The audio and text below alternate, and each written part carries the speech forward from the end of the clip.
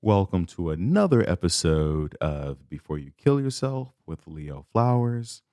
If you're like me, quarantined, locked up, not locked up, but that's what it feels like, right? Um, there's so many challenges and obstacles. I've received so many messages from people feeling like a burden, feeling like they're isolated, to feeling hopeless. However, if you go to thrivewithleo.com, I can coach you from feeling like a burden to feeling like a blessing, from feeling isolated to feeling connected, from feeling hopeless to feeling hopeful. Go to thrivewithleo.com for one-on-one coaching, and we will get through this together. With that said, let's get into the episode. I'm here with Evan Transue. Am I saying your last name correctly? Yeah, that's actually perfect, and most people don't do that, so off to a good start. That's right. That's what happens when you go to private school as a child. You learn these things. Well, I don't even know if private school has anything to do with it, because really, when I think about it, it's a lot of kids with like last name Smith and Thompson, very easy to pronounce names. There's somebody at the door. Oh, no, I apologize. That was me knocking over my water bottle.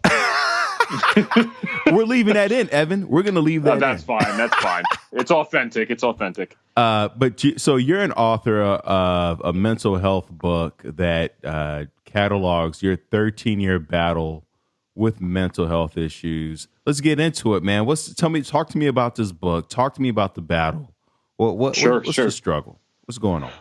So, I published the book just about 2 months ago. It was on February 4th, I think it finally came out. And the 13-year battle was actually from the 5-6-year-old range till about 18, 19 years old.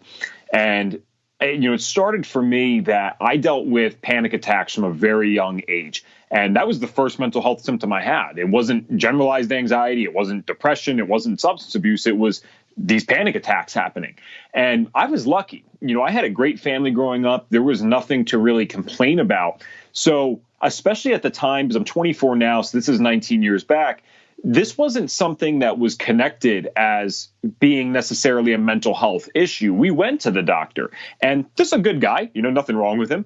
But he didn't even identify that this could be a panic attack. And I think there was two aspects to that. One was, you're in this space, I think you know very well, and I'm sure a lot of the audience knows well, the change even in mental health stigma and awareness in the last 20 years is remarkable, let alone if we go 100, 200 years back. So that's one aspect. And the other aspect is I looked it up at one point when I got older, and the odds of a 5-year-old male having consistent panic attacks just is not very high. That's not the first thing you're going to go to. So he told my parents, hey, you just get a little too worked up, Evan gets a little too worked up, and he's going to outgrow it. It's not something that you need to be really concerned with. And that's what really set a foundation to be a huge problem. Again, through no one's fault of their own. Everyone's trying to do the best they can. But the issue was I didn't outgrow those things.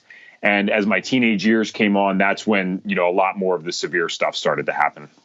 So when you say panic attack at 5 years old, for people who've never had a panic attack, I'm assuming most of my listeners have had some level of that. But can you describe to us what those symptoms were at that age?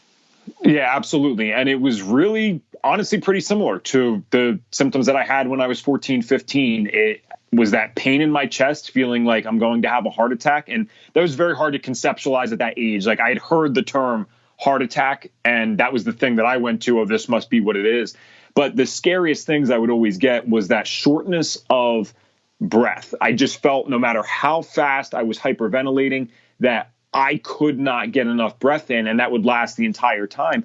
I always compare it for, God forbid there's someone out there listening that doesn't know what it's like.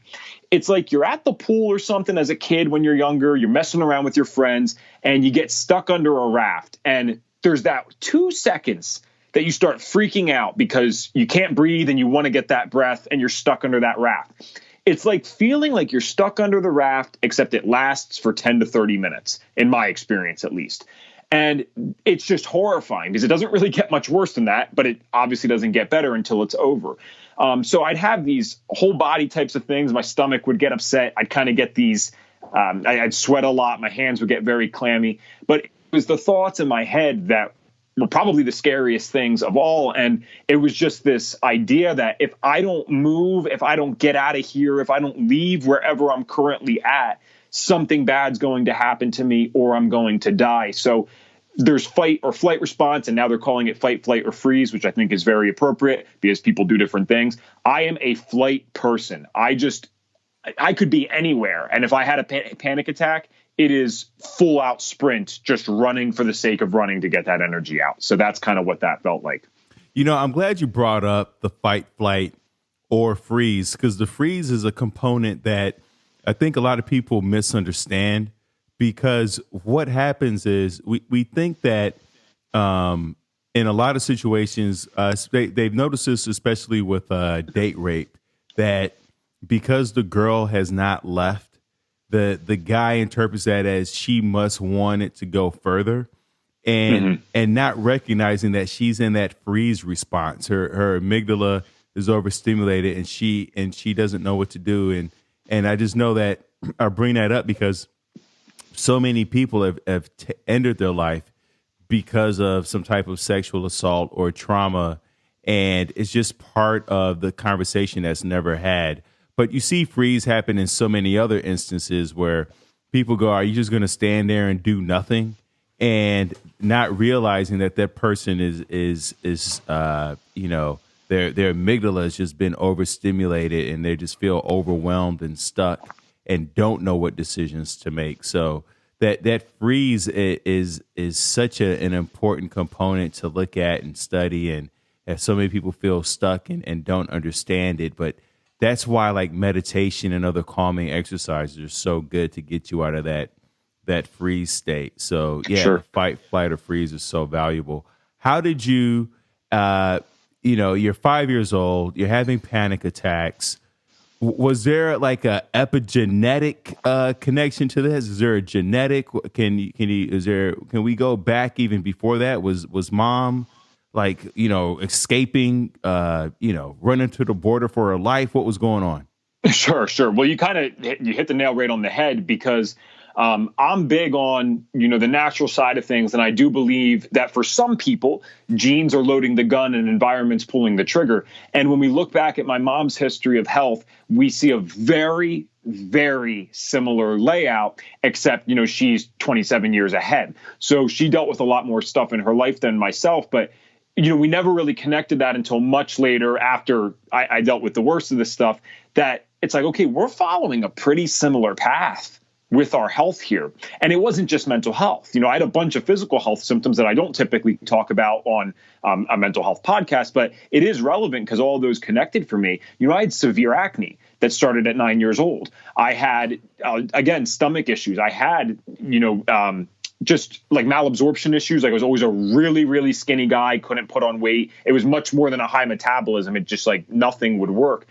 And I'm dealing with headaches, migraines, all these other things are going on, but they just were never the top priority because mental health for me just surpassed all of those as the main point of focus. So yeah, there was definitely an aspect here. And once we kind of get towards the resolution part, there's a really interesting conversation there. That's when I discovered a lot of stuff for both myself and my mom. So it's been a beautiful journey once it got to the end. Was there anything from your dad's side? No, my dad is probably the calmest person in the world, laid back to the point of, well, he's a hard worker. Like he's not a lazy person, but he's just not someone to really get freaked out about stuff. And when I was younger, I just remember he cared so much. He's a great dad, but he just could not empathize with it literally because he's never felt anything like that at the time, I don't think. Isn't it interesting that someone who is so stimulated in their amygdala and then someone who's more stimulated in their prefrontal or, just not even close to that, those two people Sure. are the ones that get together, as it should be, right? Complementary. Right. And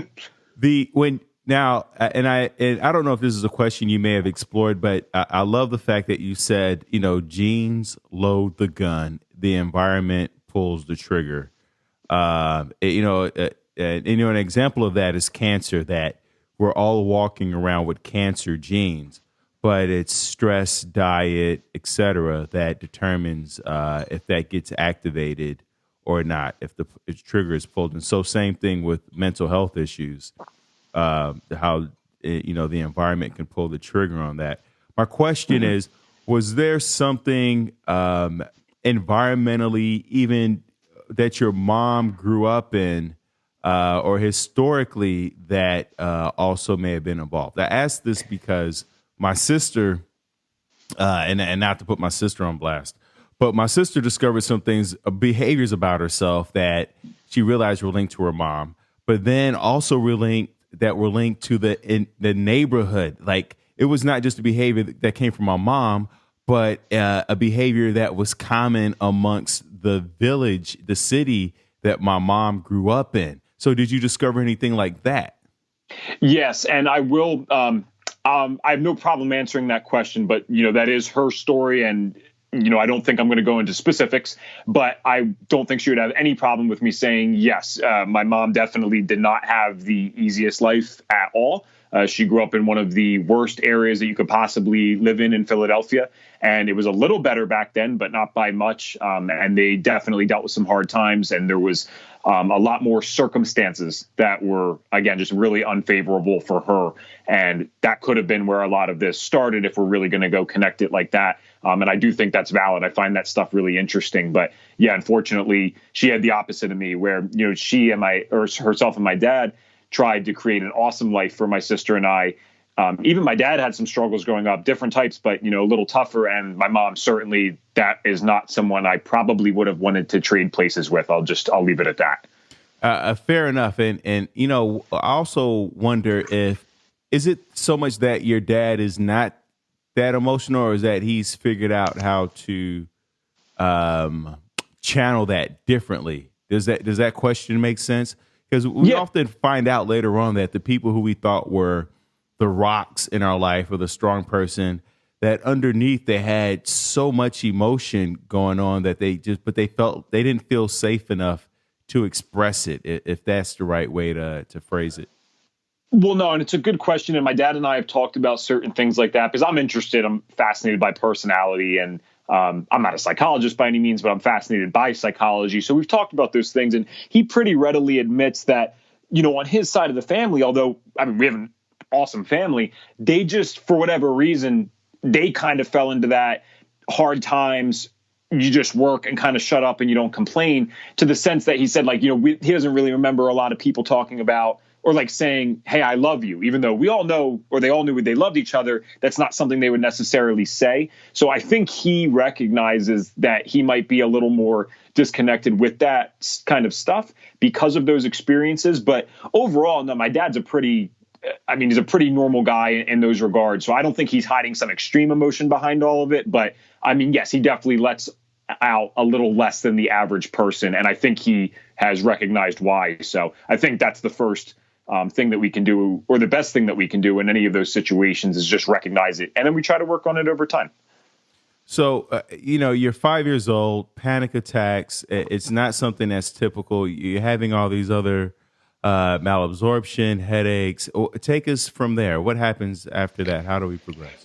Sure. So that's when we get into kind of the middle school years. And throughout, I'd say 5 to 15, it's not that I was good mental health wise. It's just that in general, it was sporadic enough that it just kind of became a joke almost. And I don't mean that anyone's saying it's funny, but that's just Evan. He's the worrier, right? He just gets himself a little too worked up, but he's overall fine. He does well in school. He's a smart guy. He's a nice guy. So no real problem.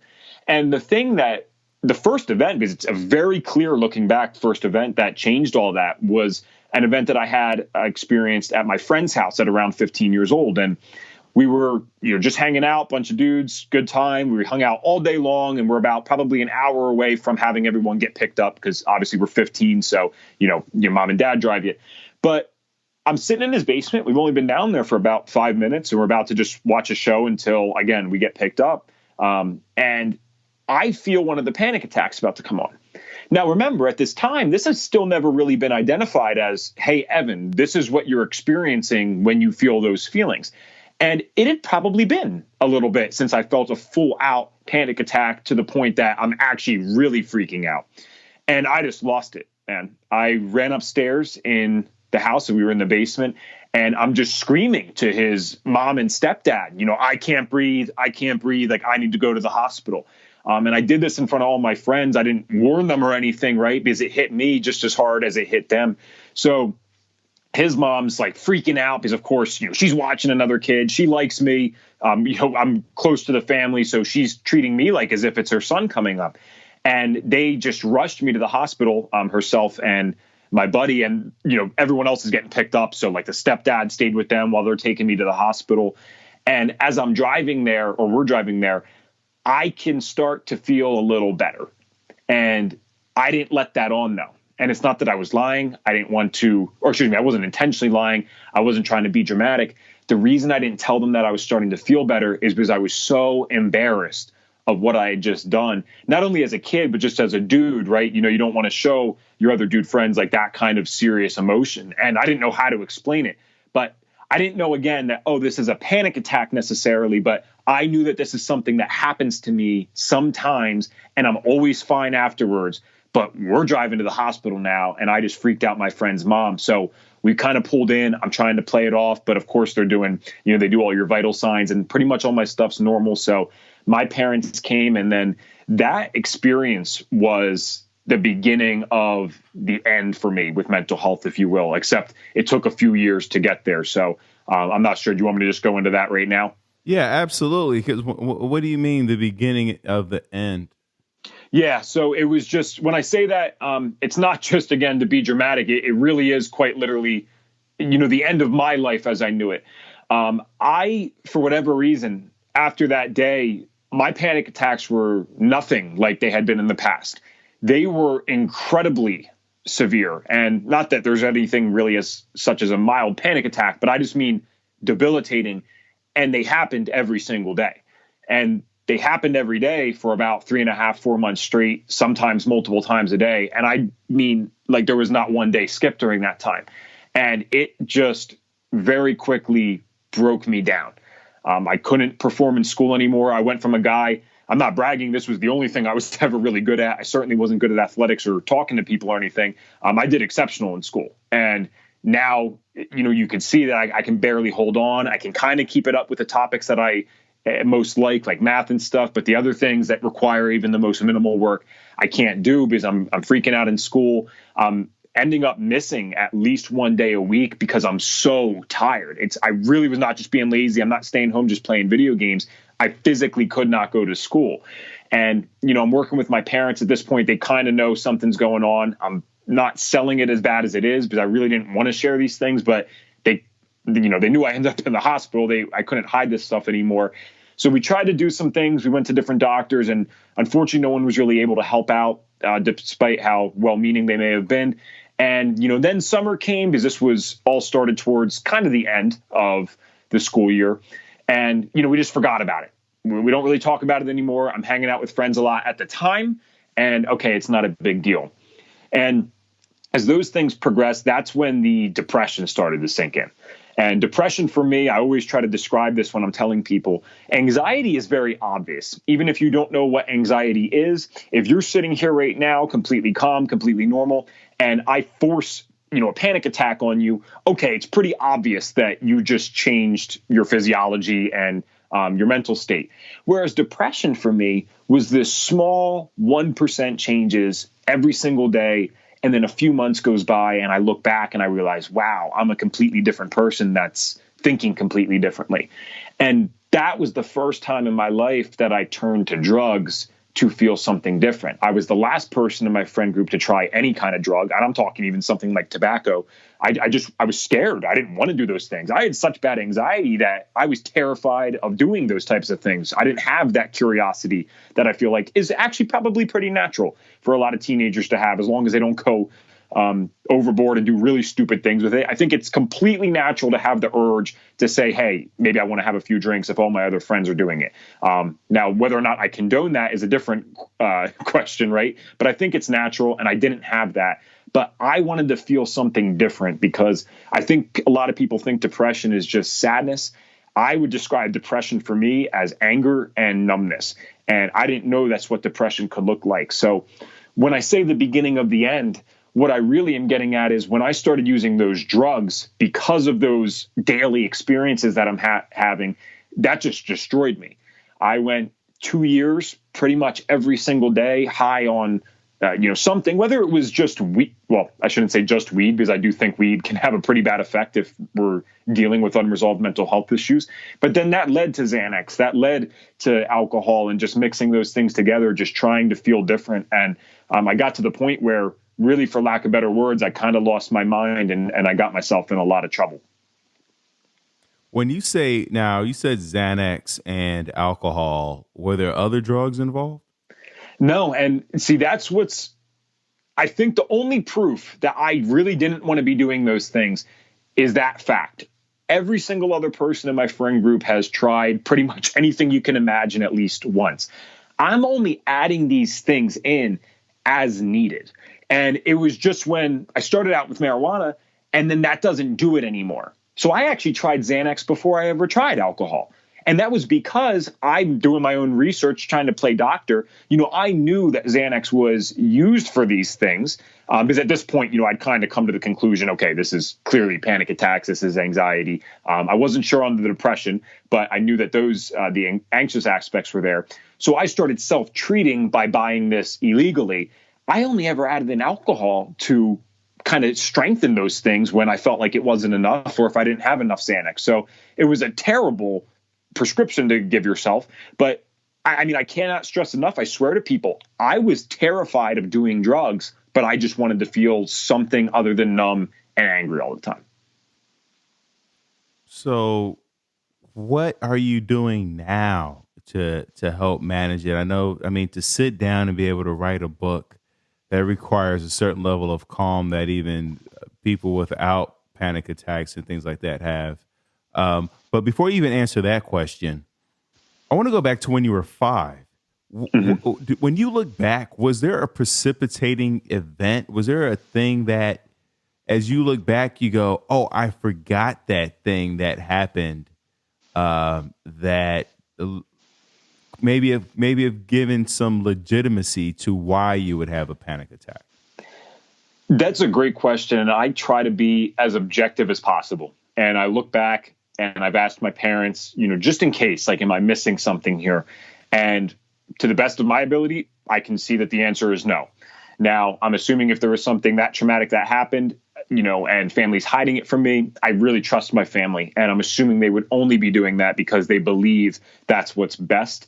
But the truth is, I really don't think that's the case with the results that I ended up getting with the things that I learned, because the subtitle of my book is How I Resolved the 13 Years of Mental Health Issues Naturally.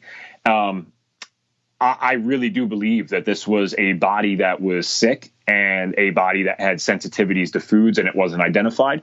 And once I kind of worked on those things, that really helped me out. I mean, I don't deal with anxiety anymore. I don't deal with depression. That's just something I'm blessed with to be able to say. And I really did do that naturally. All right. So before we get into how you did that naturally, mm-hmm. You said you have a sister. Is she struggling with any of these also? Yeah. And again, to the limit that I'm willing to describe it, later in life, she's 3.5 years younger to the day. A little bit later in her life, end of high school, college and stuff, she definitely was starting to deal with some anxiety, as far as I know. But I got to be honest, that genuinely is not something we've discussed in depth. I have the general idea of it from what she's told me. Fair enough. So you struggle with panic attacks, anxiety, depression. Are there any other mental health issues that are mixed in with there? No, when I was younger, there was maybe a minor bit of like starting to develop some OCD symptoms, but that never really came back. And I guess for the record, I never got diagnosed with this, so I want to be fair when I say something like this, but I would put pretty good money on, if a doctor knew what I was doing, that there would be some kind of aspect of hypochondriasis there. And for those that don't know, that's just, someone that is basically convincing themselves that they have a disease, whether it's caused by some real symptom that they're having that's unrelated to that disease or some made up symptom. And for me, a lot of the physical things that were happening as a result of anxiety, like feeling like I'm actually having a heart attack or whatever, or that constant stress that you carry around in your shoulders, or my stomach would always hurt because I had like this acid reflux. I'm not digesting properly. I would just go online and honestly convince myself that I had the strangest ailments that you just have never heard of, and try to come to these conclusions. One of the most embarrassing things that I don't really talk about often, because I don't feel like a ton of people can relate to the hypochondriac aspect, but I'm always willing to share it. I thought I had a dislocated jaw for like a year and a half. And this was only because I had a small pain in my temple area, but I was positive. I believed it at the time. I had nothing else to validate that, but an otherwise smart guy, because of these mental health issues, was able to convince himself, oh, my jaw is dislocating. And that can sound pretty far out to people if, they've never experienced that type of stuff. So that's sometimes why I'm hesitant to share it, but it is the truth. That's kind of the only other thing I could say I was really going through that would have a label on it. I mean, we all have these irrational fears, and it's so real to us. I just had a buddy of mine, Manuel Reyes, on a previous episode, and he expressed to his wife that they can't watch TV for 4 months because he feels like the TV is trying to get him to do some evil things, and they didn't watch TV for 4 months. And on a certain level, I always feel like there's a nugget of truth to our irrational fears. Like, is the TV trying to get you to do evil things on the surface? No. However, it is trying to get you to buy things you don't need. It is sending you messages about love and relationships that probably aren't beneficial to love and relationships. So on some level, it is doing that. So, whether your jaw is dislocating or not, I have so many irrational fears about losing my eyesight or hearing and things like that I remember the other night I woke up in the middle of the night with a panic attack thinking somebody was going to break in the house. I just knew like tonight was the night somebody was going to break in the house. And so I Googled what to do if somebody breaks into your house. And I found that when I have those panic attacks and those moments, to go ahead and feed it, to go ahead because what I realized, what really causes me the anxiety is not feeling prepared and the not knowing. And so once I feel prepared and I feel like I've done due diligence, I feel calm and then I go right back to sleep. But when I don't validate my fears and I try to shove them, under the carpet, then they tend to fester and grow. And it's like if I just give it a little bit of daylight, let it breathe a little bit, I find myself calming very quickly. It's kind of like you in a car. Like you were so embarrassed because now on a car ride there, you went from a 10, now you're like a 7, and then you're like 5, and so. But, right. But people who've never had that, they don't understand that, and it could very much look like you're making up things. So you've never been to therapy at all? Well, I guess I should probably, because we're going off the timeline here, I guess I'll finish up and explain how I worked with my first counselor, if that's okay. Oh, yeah, absolutely. Okay. So towards the end of high school, in terms of the year I was in, it was my senior year, and I had been abusing those drugs for about 2 years straight. Now, during that time, I also started selling weed myself, and that was just because I could not keep up with myself, the things that I was using. I could not afford to do that without doing so. And that probably caused me more stress than anything else ever long term, because I was so afraid of getting caught. Like that was just, I did not grow up that way, man. Like that's not something I was supposed to be doing. Not that anyone's supposed to be doing it, but I mean, there was nothing to blame that on. There's nothing to justify it. That's completely on Evan Transue. And I was 17 days in my senior year of high school, which is significant because it was 2 weeks away exactly from my 18th birthday. And you know how people do those things. They're like, oh, dude, you're 18 in 1 month. You're 18 in 2 weeks. You're 18 in a day, whatever. We hype people's birthdays up. And thankfully, I was still reasonable enough in my mind to look at that and realize, wow, I'm driving around drunk and high. I'm selling weed. I'm doing all these things. If I get caught doing that at 18 versus 17, not that I'm not going to get in trouble at 17, that's for sure. But 18, I mean, I might actually go to jail. And at the time, I was about 6 feet tall, 150 pounds. I didn't want to be fighting anyone. I had no business going to jail. So I said, I'm going to stop selling weed. But then this also other aspect came when I was like, wait a second, selling weed is just so I can support my drug habit. So I'm going to have to stop doing those too. And I really did make this pact to myself. I'm like, all right, I'm going to do better in school this semester. I'm going to start off well, and I'm going to stop doing these things. And I was able to do that for about 36 hours. I still was not getting support because of my own choosing. I wasn't bringing anyone in. I wasn't telling them what I was going through. I wasn't telling them I was basically a drug addict. And I lost my mind when I tried to stop using those things cold turkey. I didn't know anything about withdrawal. I didn't know anything about how that can change your mind or how your biochemistry can rely on these drugs to make you feel, quote unquote, normal on a daily basis. And no matter how many times I tell this story, it's embarrassing to me, but I share it regardless, just because I want people to understand what can happen to an otherwise normal guy when they don't get help for, over a decade with mental health stuff. And I left school that day, about that 36-hour mark sober. And I looked back on my life and just the things that had happened over the last 2 years. I now had a 1.9 cumulative GPA in high school. And this was someone that used to get straight A's, received a recommendation for the gifted program when he was younger. And now I'm failing high school. I treated my girlfriend at the time awful. I had strained relationships with my friends and family, and I couldn't take it. I really just did not like what I was seeing. And I left school that day. I pull out of my car, and I'm on the highway. I'm only about 3-4 minutes into driving. I look out to the right of me, and on the highway, there's a school bus. And out of the back of the bus are 2 kids flipping me the middle finger. It's a joke. It's a prank. They didn't mean anything by it to me. They don't know me. It's a stupid joke. And I had never felt so much anger in that moment ever again or ever before in my life. I just freaked out. I started slamming the steering wheel and I'm cursing. And it had nothing to do with what those kids were doing. It had everything to do with all the stuff I was experiencing that I didn't want to deal with. I felt like a loser. I felt like a failure as a boyfriend, as a friend, as a family member. And I just took everything out on that one situation because that was something I felt like I can control. I'm not going to let these idiots flip me off. And they came from the same school. They were like a grade or 2 younger, but they didn't know who I was again.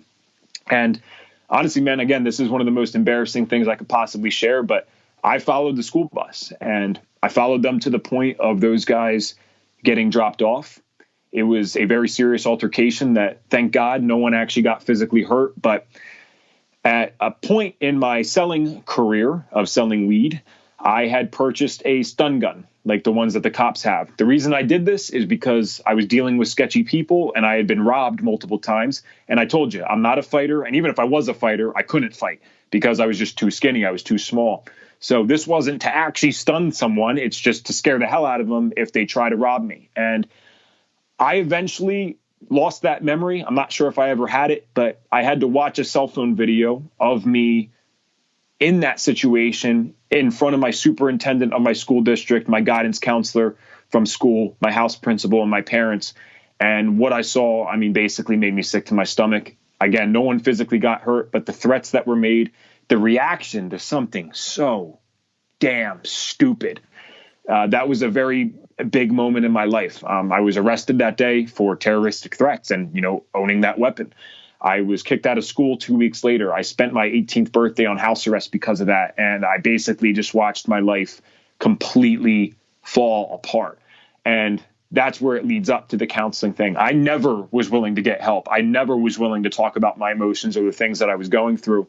And it took some of these extreme situations and eventually another stupid thing 3.5 months later. It ended up being, of all things, that really snapped me out of it. It was a situation with my girlfriend. But I started finally working with counselors, except they were the ones that were assigned to me on probation. And I was finally willing to work with them and talk to them. And yes, so I did work with a counselor, not technically a therapist, I guess, but I had a couple of them assigned to me, and they were very helpful despite my reluctance to work with them in the beginning. But eventually I was willing to open up. So I know that's kind of a long way of saying it, but that's how I ended up doing it. And I was forced to do it. So I just try to tell people, listen, man, counselors are awesome. There's no shame in talking to these people, but please do it before you're forced to talk to one for whatever reason that might be. What were some of the insights you got from counseling and therapy? Because there's still a stigma with some people about going to counseling, and I do one-on-one coaching with my clients, and sometimes for people to say they're seeing a coach versus a counselor is a gateway into going to therapy. What were some of the insights that you got from counseling that you still remember to this day? Yeah, it was a tough time. So a lot of it is just in general in my life is blurred out. But the things that I remember is I'm starting to talk about actual mental health, right? And I'm starting to work with these guys and trying to figure out the root of what's going on with me. And I'd say the number one insight that I got was these guys are responding to me like this is completely normal. And not that it is, quote unquote, normal to have a mental health issue, but it is common, right? That is something that definitely happens to a ton of people. And almost all of us are going to have some type of run-in with mental health in our lifetime if we look at the whole life. And when they're responding to me, like I'm not crazy and I'm not some weirdo and I'm not, this violent animal that I'm like scared because I'm doing these things that I'm not justifying my decisions because decisions that I made in my life ended up leading to that school bus incident that day. But I swear to God, Leo, Evan Transue did not make that decision consciously to follow that bus that day. I swear on every person in my family. So I'm feeling like I'm losing my mind. I'm feeling like I'm going crazy. I'm wondering what's wrong with me. And I'm thinking that it's something much more severe than anxiety or depression. I mean, in the sense of like, I'm like, do I have a personality disorder? I didn't understand any of this stuff. I'm like, am I a psychopath? Like, I'm so concerned about that. I didn't understand the irony of being concerned about that, right? But I remember taking an online test and it's like, you got all these different personality disorders and I'm freaking out about that. And they're just talking to me so calm, like, dude, you got some stuff going on and we can work through this and you're going to work through it and it's going to be fine.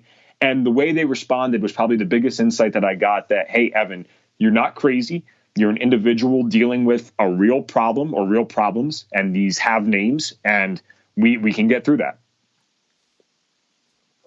And so what were some of the names that did they name or label anything else besides the anxiety, the depression?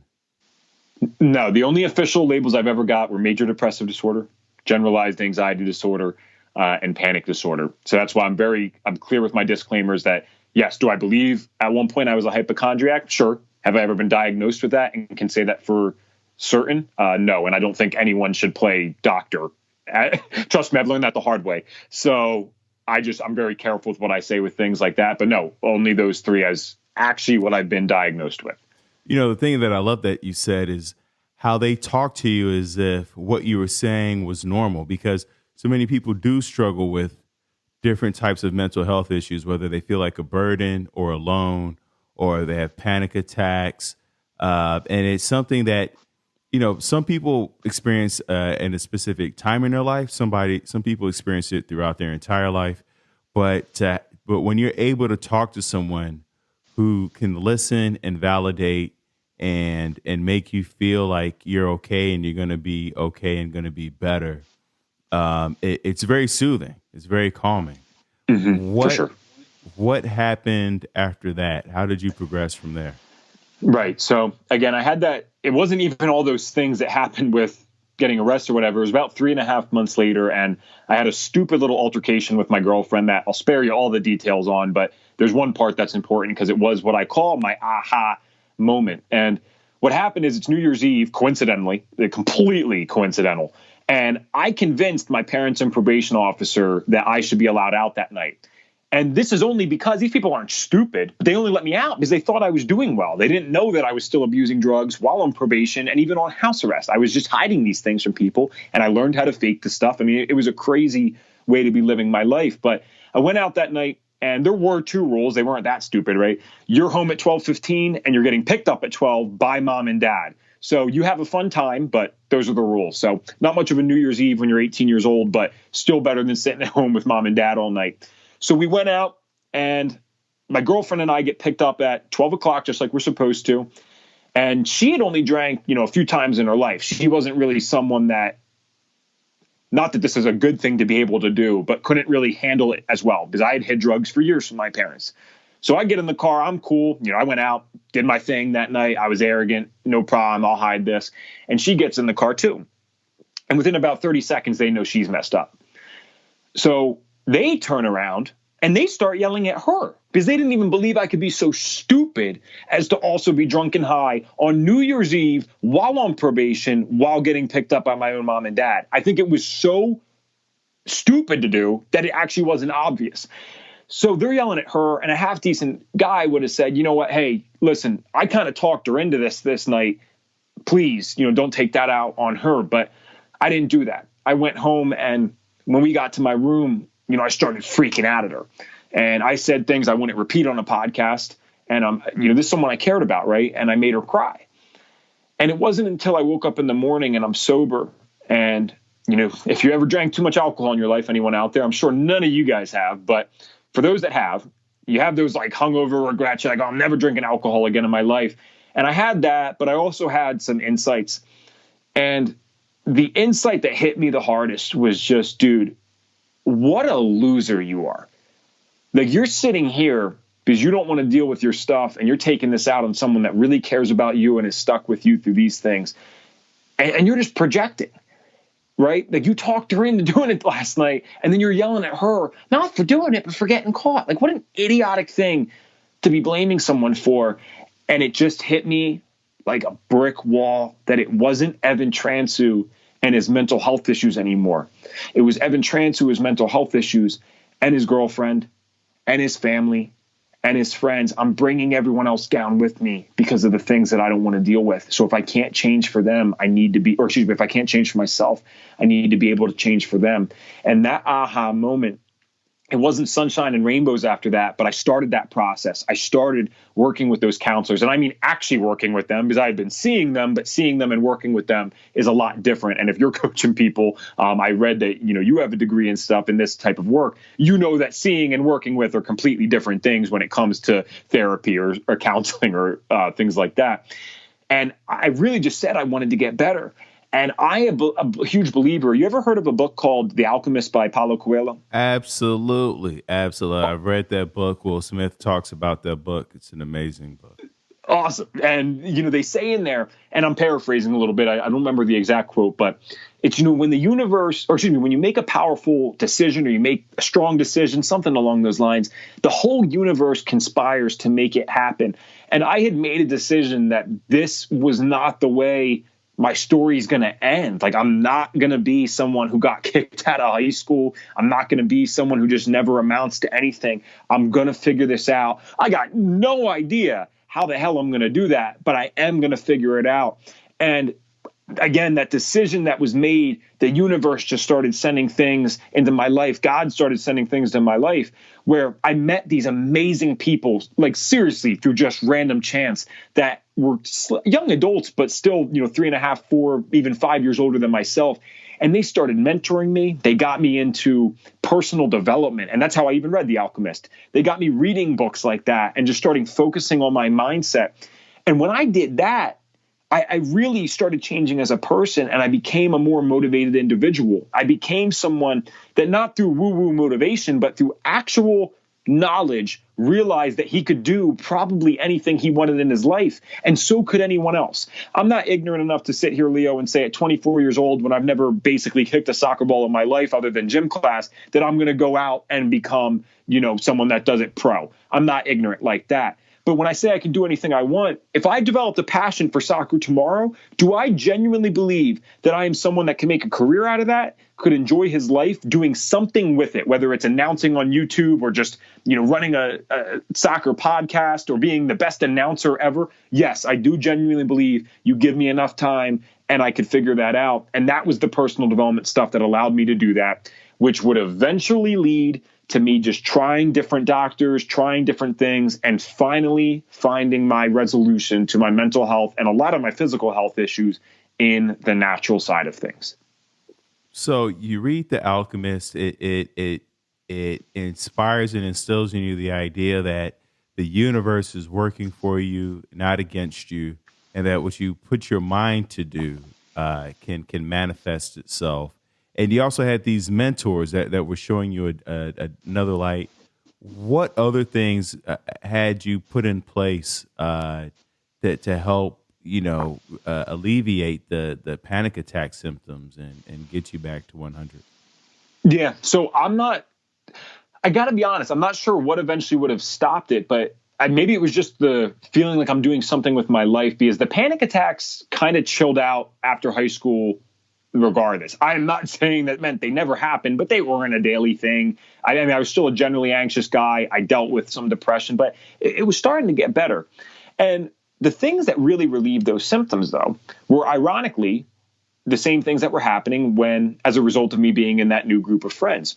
So we were in a sales company together, and it was a network marketing thing. I know people have mixed opinions about that. That's fine. I completely understand that. I'm not in the industry anymore personally, but I have to thank it because it basically saved my life.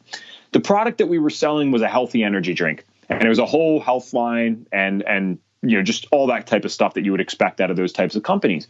But we're jacked up, right? We got this healthy energy drink. At this point, it's kind of summer. And, a few months had passed, and we're doing events every single day. We're doing calls all the time together to try to sell this product. So we're pounding back like 4 of these every single day. Now, here's the interesting thing. Each energy drink was the equivalent to 1 solid dose of a high potency multivitamin every day. Well, I'm drinking like 3 or 4. A few months goes by of doing that every single day over the course of the summer. And somewhere along the lines, I realized I feel better than I ever have in my life.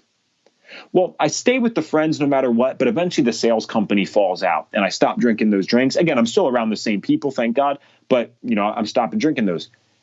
And sure enough, a little bit longer goes by and I feel the depression start to come back in.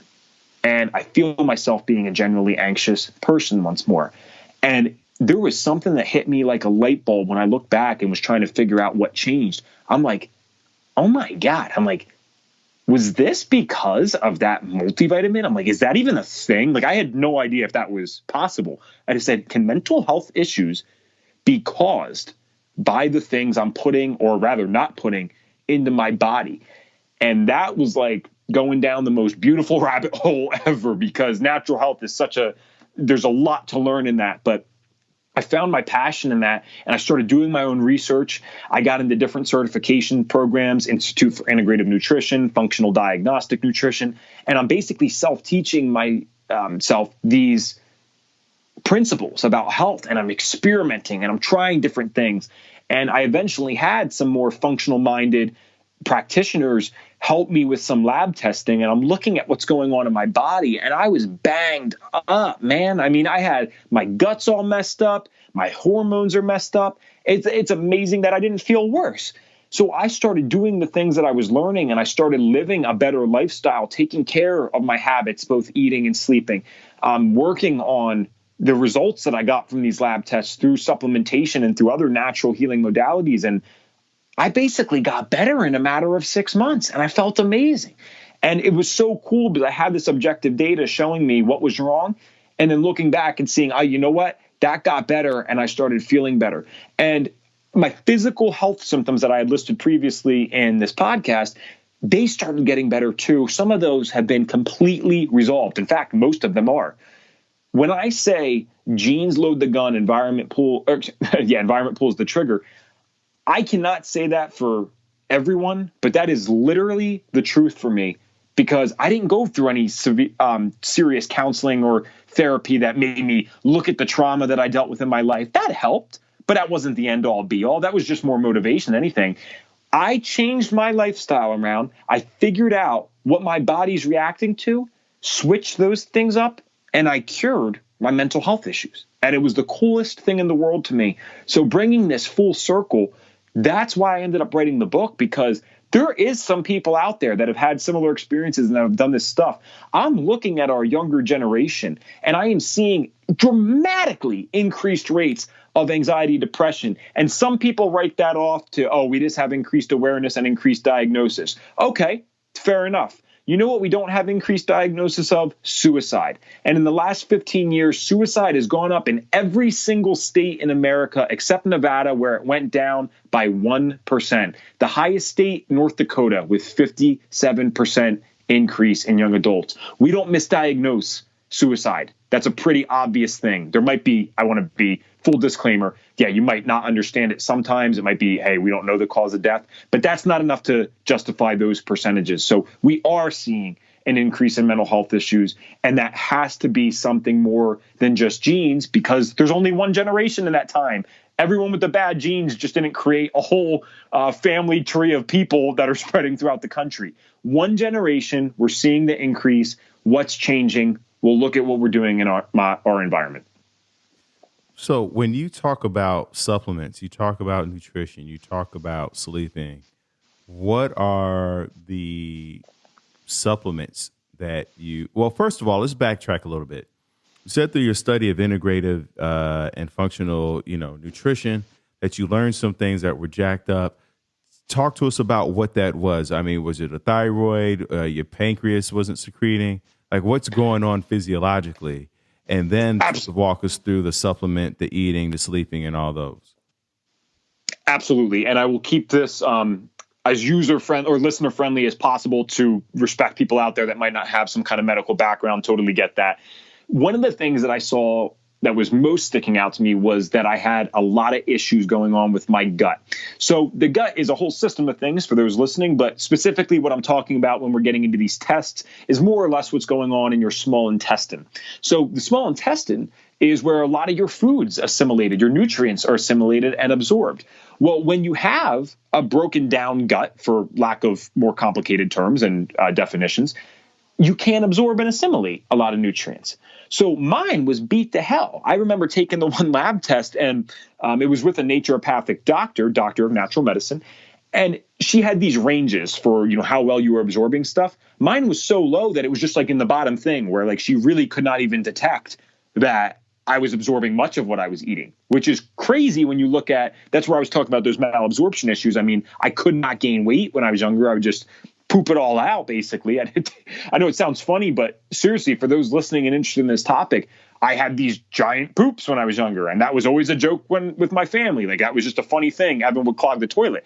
Well, no, I'm pooping out all my nutrients because my body's not absorbing anything and thinks that this is all waste. So that's a huge aspect of that. So I figure out there's stuff going on in my gut. Then I look at my hormones and I realize that my cortisol output is not as high as it should be. Now that, in fairness, was probably because of just being burnt out from going through panic attacks and extreme anxiety and drug abuse for so many years, because I didn't get all this tested out till afterwards. But I also looked at my melatonin. And melatonin, for those that don't know, is a sleep hormone. You may have heard of that before. It's kind of sold in stores. I don't know if it should be used like that, but that's a separate conversation. And my melatonin was tanked. So I'm testing this at night when it should be high. That's one of those things that you need to get restorative sleep. And mine's totally tanked. So those are just a few basic examples of what was going on. The supplements were highly bio-individualized. And what I mean is that we don't, with a lot of the philosophies that I learned and the healing modalities that I applied, I learned not to really treat anything specifically when you're talking from the functional perspective. You look at the paperwork and treat everything non-specifically. So some of the stuff's tailored to me, but a lot of the stuff is general principles. So some of the supplements I used were just temporarily, like licorice root, and that helps cortisol stay up higher when it's low. It helps extend the half-life, basically. I've used adrenal support. I've used liver support to kind of flush out excess hormones because I also had some excess hormones going on in my body. My body just wasn't able to process them. And I've used a lot of things for gut support. So L-glutamine, which is an amino acid. And for those out there, I really just want to, it's not a cute disclaimer saying, oh, you shouldn't take these things. No, please don't take these things until you get it checked by a doctor. Licorice root can be terrible for someone with high blood pressure. L-glutamine can convert to glutamate and basically trigger anxiety in certain people. So it really is a true statement when I say, please make sure you're doing this properly. Don't just listen to some guy on a podcast and start taking these things. But those were some of the things that I did. Probiotics, a long list of stuff. But really the lifestyle habits were the most important. And I started eating organic. I started eating local. I started eating seasonally to the best of my ability. So with the seasons, if it's winter time, I live in southeastern PA. We don't have fruits growing. I don't eat much fruit. I really don't. And I trust in that. And it's worked for me. I think organic was one of the biggest things, but then starting to do the other stuff helped out a lot. Actually making sure that I'm getting nutrients in. And then I would say sleep and learning how to actually sleep properly, because I can prove that 99+% of people are not sleeping properly, or optimally, I should say, in today's world. So fixing those things, man, they worked wonders on me. It's unbelievable. How do you sleep optimally? Like, what's your sleep routine? Now, that is a great question. And I know that you are willing to share people's handles here, obviously, because you asked about that. So I'm shamelessly plugging myself only because it's extremely complicated, and I want to keep this simple for this podcast. So it's just at Evan Transue on Instagram. I just started a YouTube as well. I talk about this stuff all the time, guys. So if you're interested in this topic more in depth, please feel free to go follow me there. The short for this podcast is this. I learned about the detrimental effects of artificial lighting from a fantastic doctor that introduced me to some even more fantastic research that not a lot of people are talking about. And there is a whole subsection of the medical field that is talking about this stuff, but it is not enough yet. Artificial light, what it's doing to us is the way it's made is that we focus too much on blue light. So if you guys remember high school science classes, you may have seen the light spectrum, and you could see that we can only see so much of it. But, there's these different colors, and blue light is, made up, I think it's like 400 something to the high 400s. But we know that the range of 400 nanometers, which is kind of like almost ultraviolet light, all the way up to 550, I believe it is, and that's part of the green light spectrum. These suppress melatonin secretion. So when the sun has gone down and you are staring at one of these lights that has this stuff in it, you physiologically cannot produce anywhere near the amount of proper melatonin. And again, I will share those studies with anyone that wants to see them. Harvard was the first one really that did any major study on it. So what are those types of lights? Where do you find them? Well, tell me if you guys use any of these things after dark. A phone, computer screen, overhead LEDs, a TV, car headlights. And obviously I'm being sarcastic here because it's in everything. We're all doing it. So it's impossible to secrete the normal amount of melatonin. So the thing is, when you finally go to bed, you're missing out on the most powerful sleep hormone that we have, and also one of the most powerful antioxidants known to man. And melatonin triggers certain processes in the body that clean up our damaged cells. And no one's able to do this properly anymore. It takes 3 hours of darkness pretty much to get the proper melatonin secretion. So what are most people doing today, Leo? It's a rush type A world, busy, busy, busy. We only sleep 6.5, 7 hours. Well, 3 of the hours you weren't even getting proper sleep. So basically you just slept in a way for only 3.5 to 4 hours. And we wonder why we're seeing rates of every single disease go up in our population, even though we have the best advancements in Western medicine and pills and things like that we've ever had. And yet all these rates are going up. We literally can't keep up with it because we're doing so much wrong in our environment. So that's just one way that we're affecting our sleep. So what are you doing at night? Like, are you lighting candles? Are you like, what does that lighting system then look like at night? No. Are you cutting off? You're not watching Ozark? You're not binge watching that at 8, 9 p.m.? No, I don't watch much TV. I'll tune into Shark Tank, but I don't own a TV. It doesn't work too well for me personally. So I don't do that. But I am on a computer and stuff. And this is where, when I was talking about give me a follow or something, this is really where we get into the complex stuff, because it sounds pretty far out until you know the data and until you give it a try. So humans evolved, we believe at least, to be around campfires at night or something like that. And the reason that this is more validated, this theory, than ever before is because when Harvard did that study, and a bunch of other places and research institutes have done studies now, it's not just Harvard, we noticed that the red and deeper infrared parts of the light spectrum, they don't seem to have that same suppression effect on melatonin. It's always better to be in pitch black, but who's going to do that? It's a very minimal effect that it has. So it further validates this idea that humans evolved to use fire. Well, what are you supposed to do? Sit around in your house at your campfire every night? I know people aren't going to do that. Quite frankly, I'm not going to do that. There are certain programs you can put on your lights at night, and there are certain glasses that you can use that help you out. I don't have a company where I sell these things. They are called blue light blocking glasses. Now, many people have heard of blue light blocking glasses for the daytime use. They're a clear lens that help eye strain. Well, the extreme version of that is one that uses a red tint to actually filter out the blue and green and help you get that kind of natural, like you could stare at an LED and it basically feels, to your body at least, like you're staring at that campfire. Now, there is a lot more to that. There's a few nuances and technicalities because we basically have the same receptor on our skin that we do in our eye that triggers this light. And that was only recently discovered. So there's a lot to this. But no, I mean, Leo, in my room at night, I have a filter on my computer. I have a filter on my phone. I wear these glasses and I try to spend absolutely no time in artificial lighting after dark. And I totally respect anyone out there that thinks that this sounds nutty. All I do is ask two things. One, if you're going to condemn it, please at least message me and let me send you some research and let me allow you to look at the data yourself. And two, try it for 2 weeks and tell me if you ever want to go back. I have not had one friend yet that has. What about room temperature? I know that's such a huge part in quality sleep. What's your room temperature set at? It is. And I try to keep it a little cool. And I have some roommates, and I thank God that there are people that value that as well. So we actually have it pretty freezing in here at night. I believe the data shows that 68 degrees Fahrenheit is kind of the best, but I think everyone's going to have their own individual thing. But I like it to be cold enough that I feel good when I put the blanket around me. I seem to sleep best with that. And that helps something. What that's most studied for is that it helps sleep latency, AKA how fast you fall asleep. So I like keeping it cool as well. That's a great point. And then what about in terms of food? Is there a time where you cut off, like I don't eat after a certain hour because it could interrupt with your sleep? Is there? That is an excellent question that no one ever asks. That's pretty astute. I eat a large breakfast, a decent enough breakfast, like it's pretty good sized.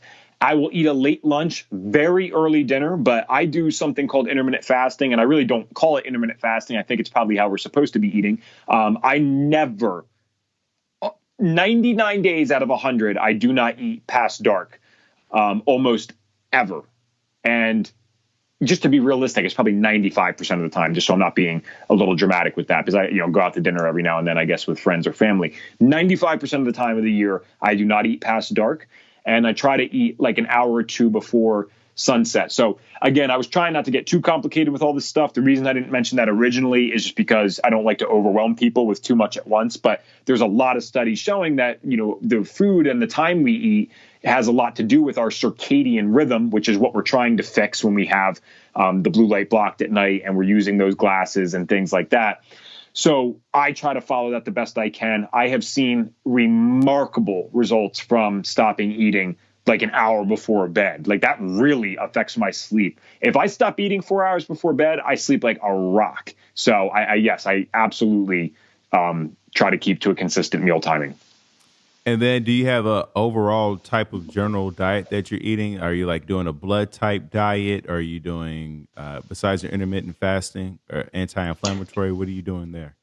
I do. And this is, again, one of those disclaimers that I put on for people. Everyone's going to be a little different. And depending on where you live, it's going to be different. I personally, at this time of recording, because I've changed many times over the years, have found a paleo-based diet to work best for me. So for those that don't know, I don't eat refined sugar often. That's like a cheat meal for me. I can do that now because I'm a lot healthier, so I can afford to do that.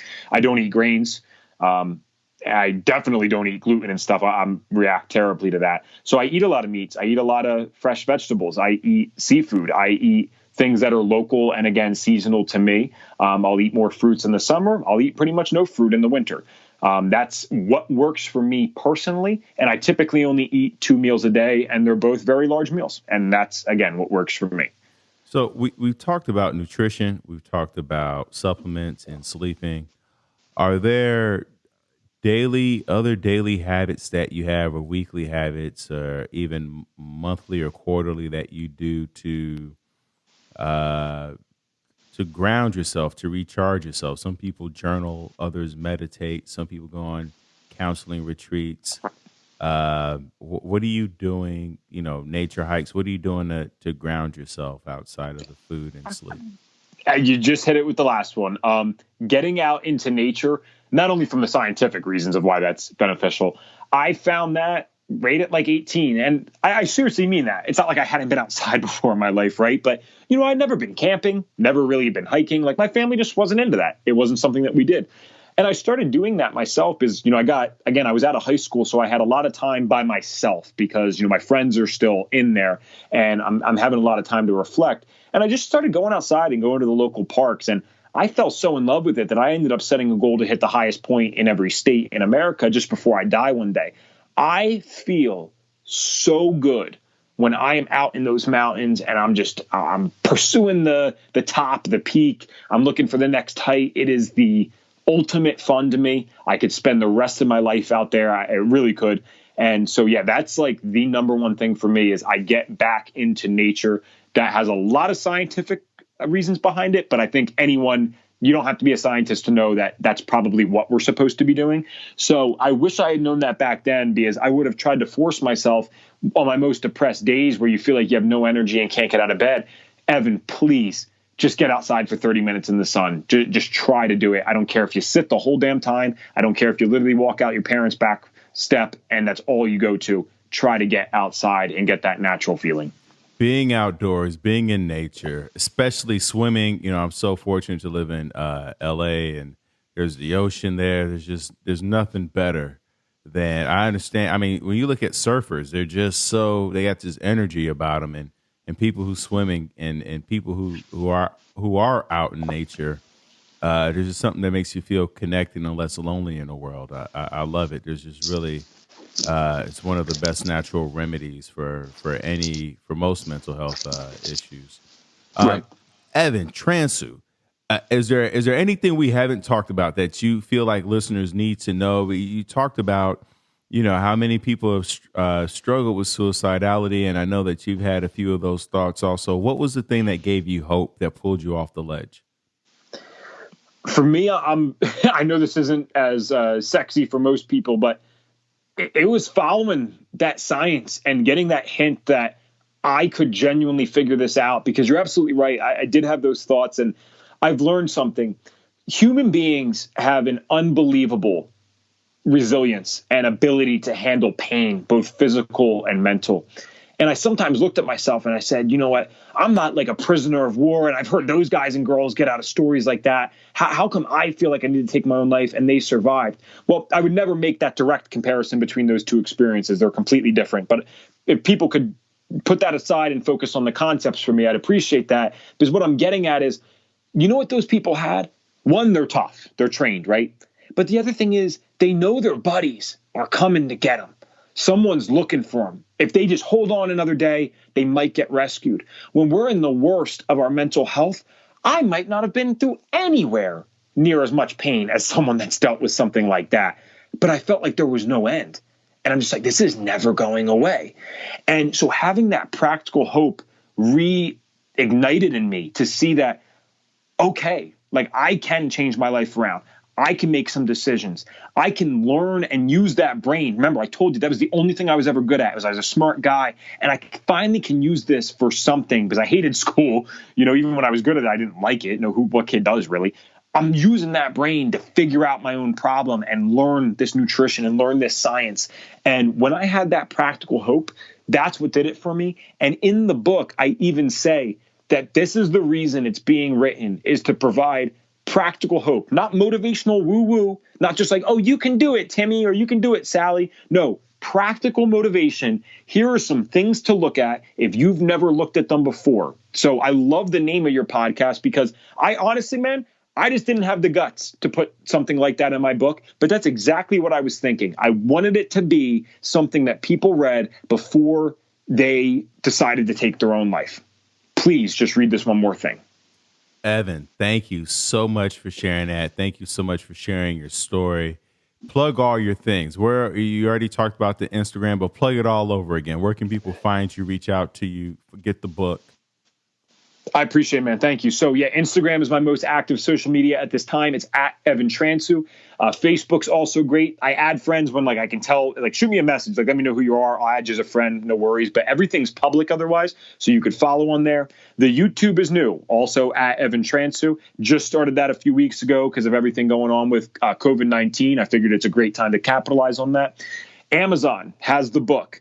It is Overcoming Mental Health Challenges, How I Resolved 13 Years of Mental Health Issues Naturally. Because of the coronavirus, I'm currently giving the book away for free. This is not a gimmick. You don't have to put in your name or credit card. If you go to my Instagram profile when you're listening to this, very likely the link in there is a link to my Google Drive. You can download the PDF completely free. Again, no gimmicks, no BS, just trying to give back during a tough time for people. And then finally, www.evantransue.com. I know the exact minute we're recording this. It's technically down because I'm working on some stuff, but by the time this is released, in a matter of 48 hours, it's going to be back up. That's where you can book me for speaking. I speak in schools all around the country. I use my story to help students increase the rates of asking for help. So I appreciate you letting me shout those out, Leo. But yeah, that's where everyone can find me for the various different reasons. Evan Transue, thank you so much for being a part of this podcast.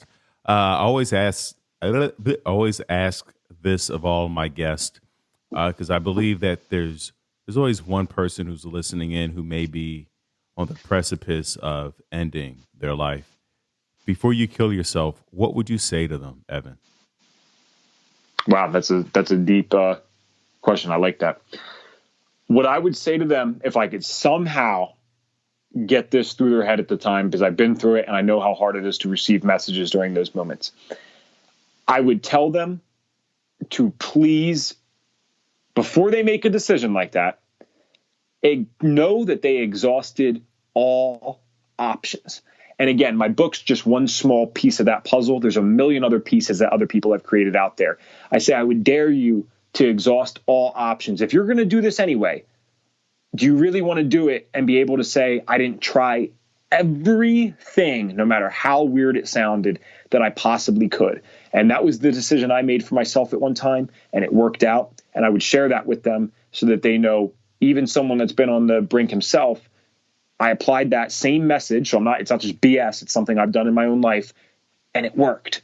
So imagine how many other people are out there that it would have worked for, and unfortunately they never got the opportunity to do that. I think that's what I would say. Evan Transue, thank you so much for being a part of this. Thank you, listeners, for listening in. Please share it. Go to iTunes, rate it 5 stars. I thank you all who have done that. And once again, if you're seeking one-on-one coaching, go to thrivewithleo.com, thrivewithleo.com for one-on-one coaching. And we will see you soon. Thanks for having me, man. Thanks, Evan.